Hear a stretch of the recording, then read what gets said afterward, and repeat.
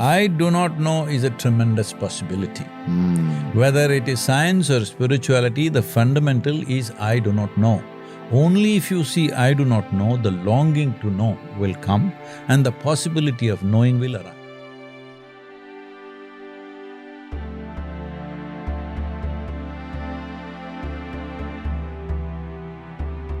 Even going to that example of love, it's not that you love the person because they're a certain way, it's that you love them. You love them, because so you love everything them. about them looks nice. Got it. So similarly, you relate to it whichever way. The important thing is your experience of life should become profound. If a plant can do it, if a tree can do it, if a dog can do it, a man or woman can do it, or some other entity that you think of do it, it doesn't matter to us. For us, the important thing is every day as life goes by, your experience of life should become more profound. Profound means you have deeper roots into life, not living on the surface. Because if you're living on the surface, one gale and you get blown away. Yeah, one strong wind, a Yes. flood, Anything. So, to have real roots into the life. So fundamentally it is to live and to live totally. That is the only thing. But it's not a religion. Because the word religion essentially implies you have to believe something. India has always been recognized as a land of seekers.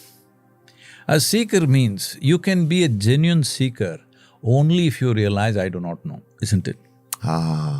If you see I don't know something, you don't have to label yourself as a seeker. The human intelligence is such, it'll start seeking. You do not know where is the light switch. You will seek, isn't it? Understood. So saying I don't know is the beginning of… I do not know is a tremendous possibility. Whether it is science or spirituality, the fundamental is I do not know. Only if you see I do not know, the longing to know will come and the possibility of knowing will arise. Everything that you do not know, if you believe, it will give you confidence. That is the whole thing. If you need confidence, you must believe something. But confidence without clarity can become disastrous. Like, what does that mean? Say right now, let's say this room is pitch dark. You can't see, there's no clarity, but you have confidence. You'll walk over me. If you have no confidence, at least gently you'll feel your way through. But if you're confident, you will blunder through everything. This is what is happening to a whole lot of people. Because they have confidence where there is no clarity. The confidence is not a substitute for clarity. Seeing things clearly is most important. Confidence means you assume something and invest your emotion in it and you become confident. So the question is just this, do you want solace or do you want a solution to life?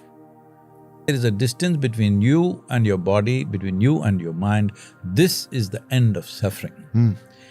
Now when there's no fear of suffering, now your intelligence blossoms. Now what is being human finds expression.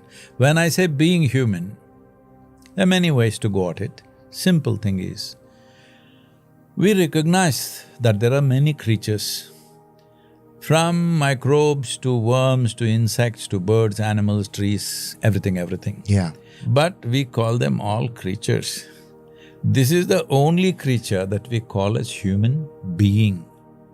What this means is, this is the only creature which has crossed that line where instead of living out of compulsive reactions, instinctive reactions, this has become conscious enough that it can choose how to be.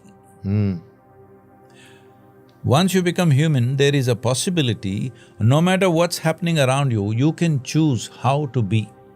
All other creatures are in compulsive, instinctive reaction. This one can choose consciously. Unless that happens, the evolution is not complete, I'm saying. This is why I said evolution is conscious. Right now you sit here, I won't, but I'm saying usually people are doing it to each other. Let's say I abuse you. Yeah.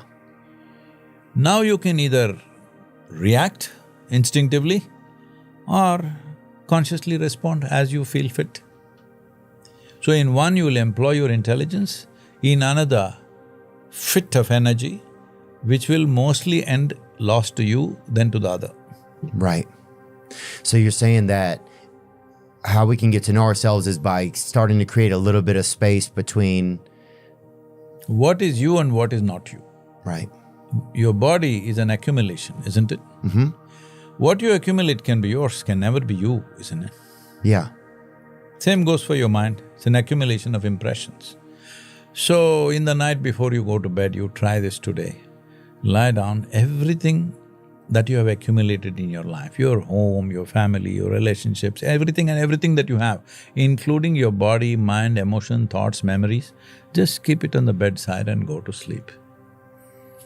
Initially, you will find it's kind of confusing, but if you apply yourself, one day when you sleep and wake up, you'll wake up like a flower. Really? Yes.